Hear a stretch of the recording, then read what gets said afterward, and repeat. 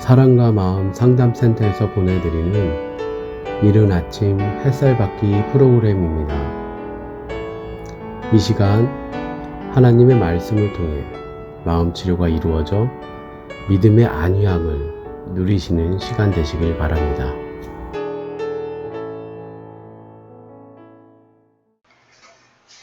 이른 아침 햇살 받기 시간입니다. 아람의 군대가 북이스라엘을 2번 침공했습니다. 2번 다 하나님께서 부족한 열세인 이스라엘의 군대의 승리로 마무리시켜 하셨습니다. 최대의 위기 속에서 그 위기를 극복하게 되었죠.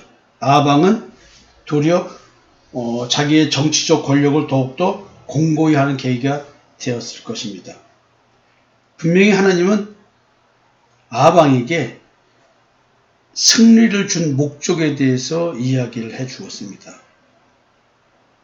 여호와가 분명히 참 하나님이라는 사실을 느끼고 깨닫고 믿게 하기 위한 것이었습니다. 하나님을 의지하게끔 만든 것이지요.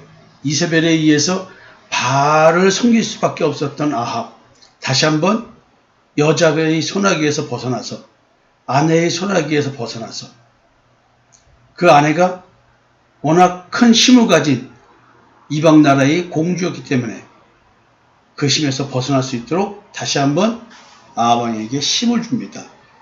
이스라엘이 섬기는 하나님은 오로지 여호와뿐이다. 여호와께서는 바알 신하고는 달라 정확하게 지금 보여주고 계신 것입니다. 하나님만이 하실 수 있는 일, 참 하나님이 여호와만이 하실 수 있는 일, 바알은 아방의 공격을 막아낼 수가 없었지만 참 하나님이 여호와는 할 수 있다. 이걸 느끼고 깨닫게 하기 위해서 승리를 주는 것, 이것이 목적입니다. 영적 분별력을 주는 것이었습니다. 그래서 수많은 영적 존재 중에서 창조주의 하나님을 분별하여 섬길 수 있도록 해주는 것, 위기 상황에서 그 힘을 주는 신. 지금 아람 군대의 공격을 한번 내면 세계의 큰 탐심이라고 한번 생각해 보십시오.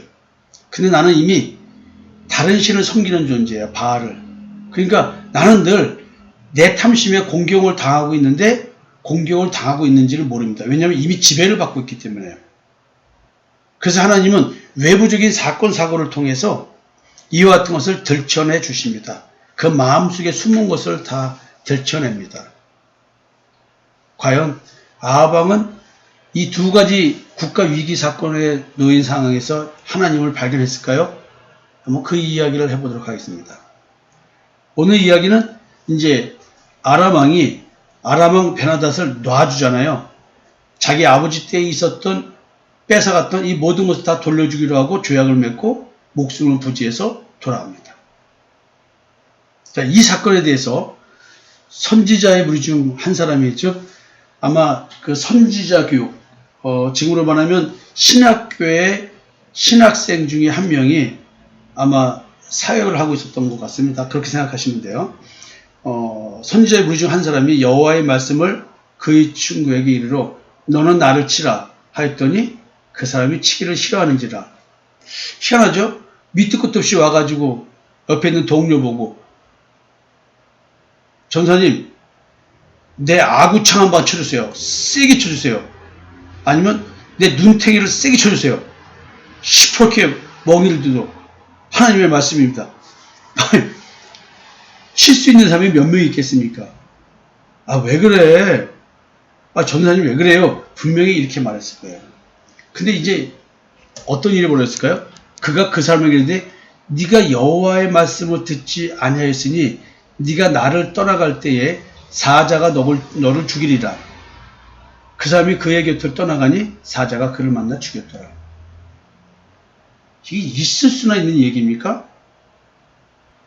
이 사람은 하나님의 말씀이라고 했는데 왜 못 쳤을까요? 어떻게 양심상 어떻게 쳐요? 아무리 하나님의 말씀에도 멀쩡한 친구를 어떻게 칩니까?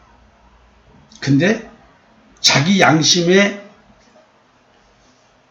져서 하나님의 말씀을 따르지 않은 이 친구 선지자 사자에 물려 죽었습니다. 그가 또 다른 사람을 만나 이르되 너는 나를 치라 하며 그 사람이 그를 치되 상하도록 친지라. 선지가 가서 수건으로 자기 눈을 가리어 변장하고 길가에서 왕을 기다리다가 왕이 지나갈 때에 뭐라고 소리질러서 이제 아합에게 말을 합니다. 자, 여기서 한 사람은 치라니까 하나님의 말씀을 쳤습니다. 상하도록 쳤습니다. 그래서 붕대를 했습니다. 눈을 가렸습니다. 눈을 다친 모양이에요. 아니, 하나님은 굳이 왜 이런 일을 해가지고 사람을 애매하게 죽여버립니까? 야, 이게 참 우리가 해석하기 어려운 거예요. 그렇지만 제가 이 부분에 대해서는 따로 좀 얘기를 하려고 합니다. 먼저 이 얘기를 다 마무리 짓고 이야기를 이어가겠습니다. 그래서 왕이 지나갈 때 변장한 거죠. 왕이 지나갈 때 소리를 가지고 마치 재판을 해달라는 식의 얘기를 좀 합니다. 종이 전장 가운데에 나갔더니 한 사람이 돌이켜 어떤 사람을 끌고 내게로 와서 말하기를 이 사람을 지키라. 만일 그를 잃어버리면 네 생명으로 그의 생명을 대신하거나 그렇지 않으면 네가 은 한 달란트로 내어야 하리라 하였거늘 종이 이리저리 이를 볼 동안에 그가 없어졌나이다. 자, 이게 참 예를 드는 거예요. 자기 사실이 아닌 사실 비유죠. 하지만 진짜 있는 것처럼 얘기합니다. 누가 와서 나한테 이 사람 꼭 지키고 있어.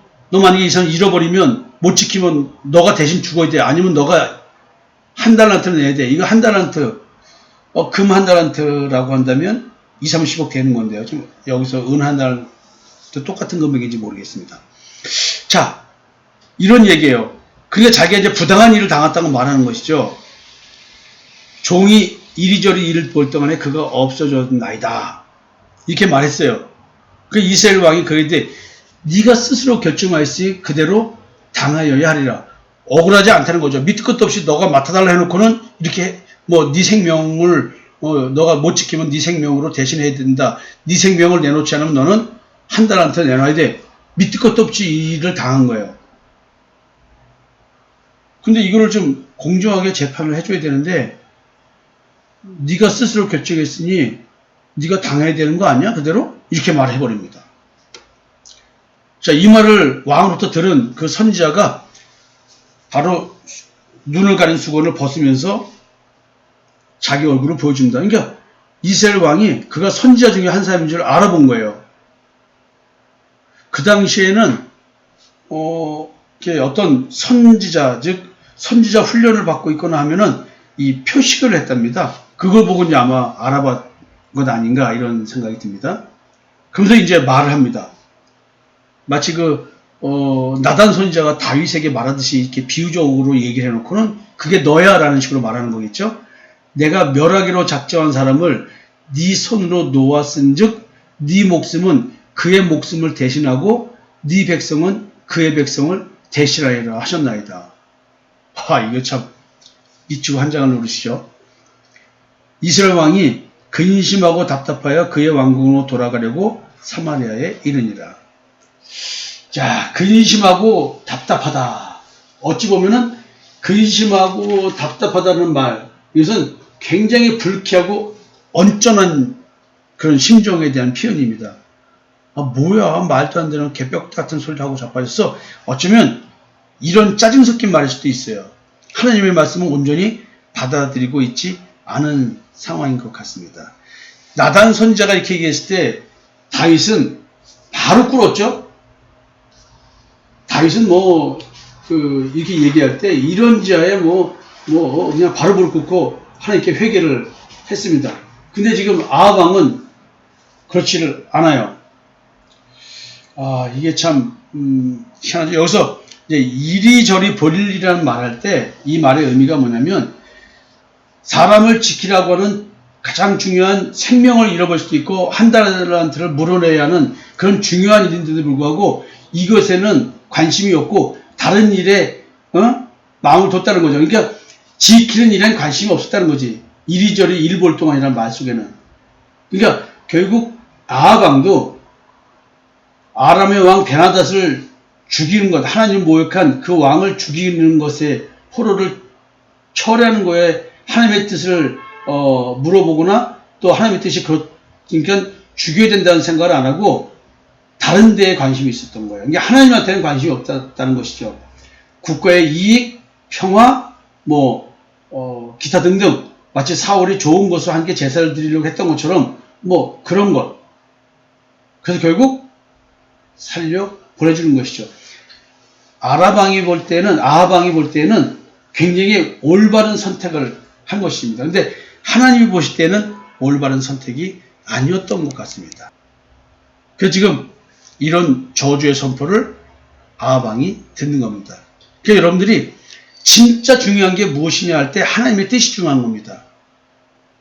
여러분들은 이렇게 국가와 국가 간의 이야기로 이 문제를 보지 마시고 오늘도 내 삶의 현실로 이 말씀을 가져와 보십시오. 정말 중요한 것이 무엇입니까? 하나님의 말씀대로 오늘 내 삶을 살아내는 것입니다.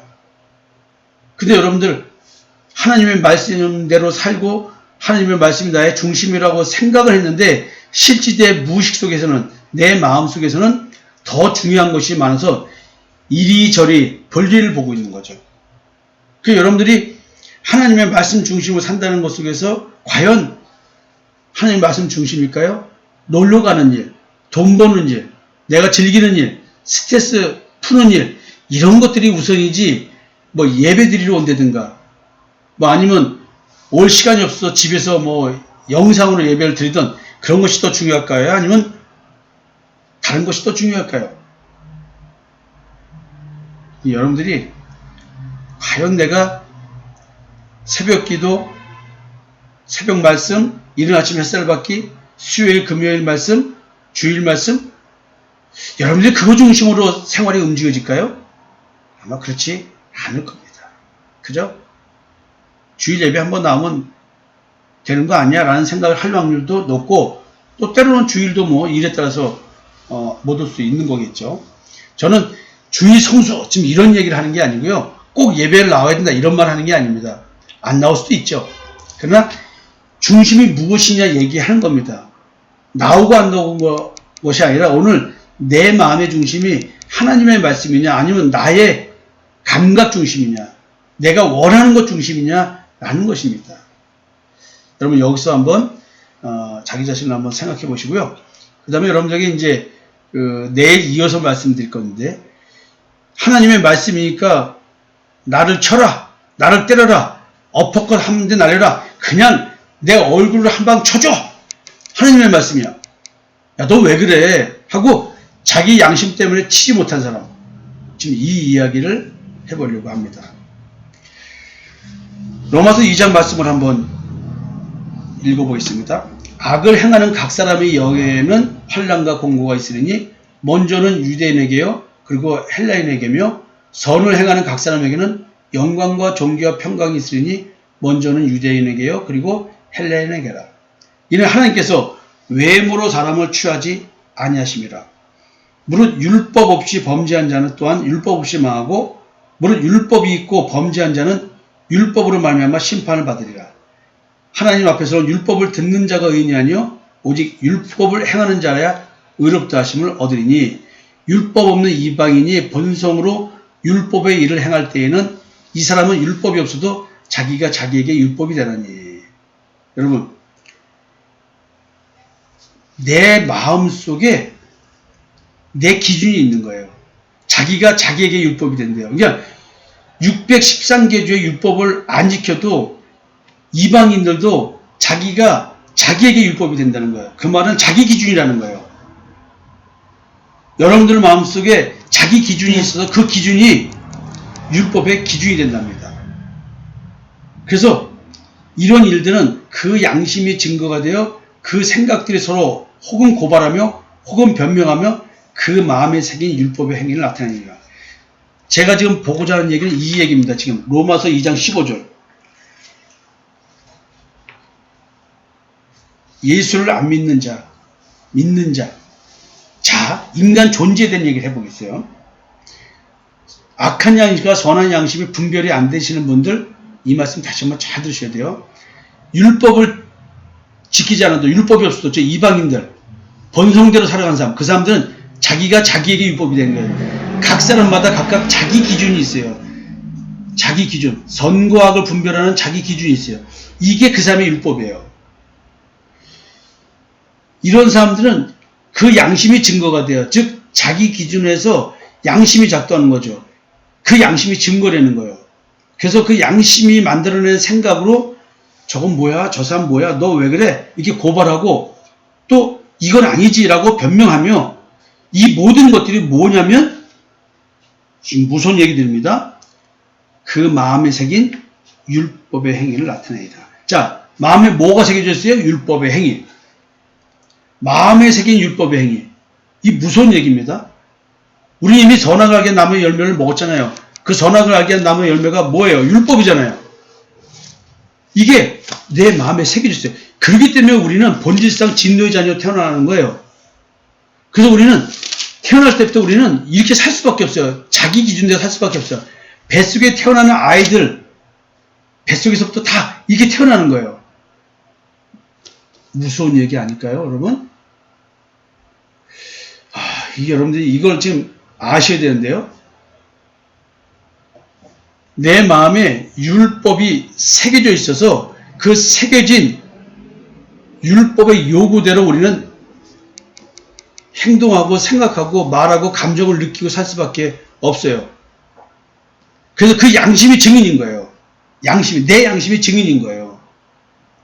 곧 나의 복음에 이른 바와 같이 하나님이 예수 그리스도를 말미암아 사람들의 은밀한 것을 심판하시는 그날이라. 여기서 은밀한 것, 내 마음에 새겨진 율법이겠죠. 그게 결국 뭐냐면 우리가 선악을 알게 한 나무의 열매를 먹었다는 것을 지금 모르고 있는 거예요. 자, 내일 이어서요. 이 이야기를 다시 시작하면서 이 자기 양심에 져서 하나님의 말씀을 따르지 못하고 사자에 잡혀 죽는 이야기. 여러분, 이거는 우리 삶 속에 너무나 많습니다. 하나님의 뜻이 소리 지르려 하면 소리 지르는 거예요. 근데 어떻게 그럴 수 있어. 내가 저 사람하고 그런 관계가 아닌데. 내 아내에게 상처될 소리 해. 하나님이 하라는데 안 한다? 그러면 사자에 잡혀 죽는 거예요. 처음 남편한테 어떻게 그렇게 해? 사자한테 잡혀 죽는 거예요. 자, 여러분, 이런 식으로 적용을 한번 해보면서 오늘 말씀을 한번 적용해 보셨으면 좋겠습니다. 내일 이어서 말씀하겠습니다.